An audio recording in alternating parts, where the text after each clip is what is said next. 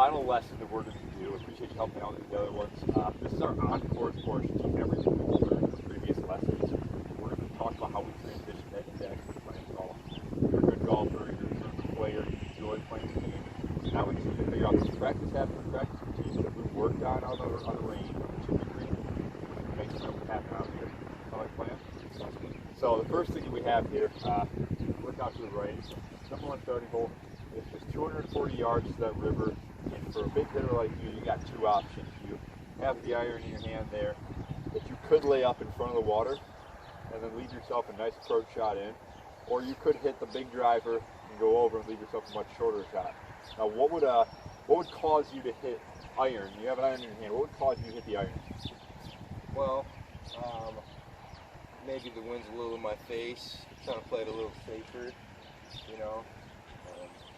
Basically my two options. Okay, so the wind's a big factor. Yeah, conditions are important, especially like a morning like this. Since we're out here early in the morning, the ground is still wet. It rained last night. It's really dewy out there, so you're not going to get a lot of roll. So that's 240 yards of all carry off the first tee box. So let's go ahead and hit your iron. Step on up there, and we'll go ahead and see how that works out.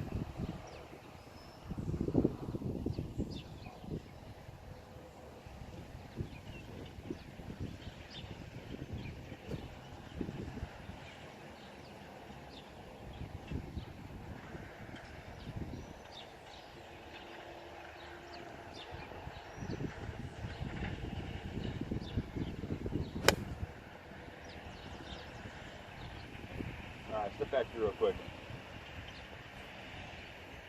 So would you agree that these are the kind of processes you go through every round, every hole, just kind of thinking your risk reward and then what the safe play is? Sure, yeah. What's one of the variables that you would say would be the determining factor on what you would do? What's the biggest thing on why you wouldn't hit driver here, regardless of the wind, regardless of the rain? I mean, is it a mental aspect of maybe you feel you're a good enough player that if you just hit the iron out there, you can get yourself on the green, give you a chance to make it loose birdie? Sure, yeah. I think it's a lot of risk reward. Thinking, is it worth to hit my driver? Is it worth the risk to go over to the river and have 100 yards or less into the green, or should I play it safe and hit the 3-iron and have a longer shot, 160, 170 into the pin? Yeah, I agree. What's worth it? It's it can be a lot about playing to your strengths too. I know myself, I'm not the greatest wedge player on the face of the planet or anywhere actually. So I like to think that if I leave myself a little bit longer of an iron in, I might have a better chance of getting on the green and getting it close to the hole. So I'm gonna give you the driver now and let you hit that, just so we can see. You have both options. You weigh both options. We'll see which one's more fun. Just move around here.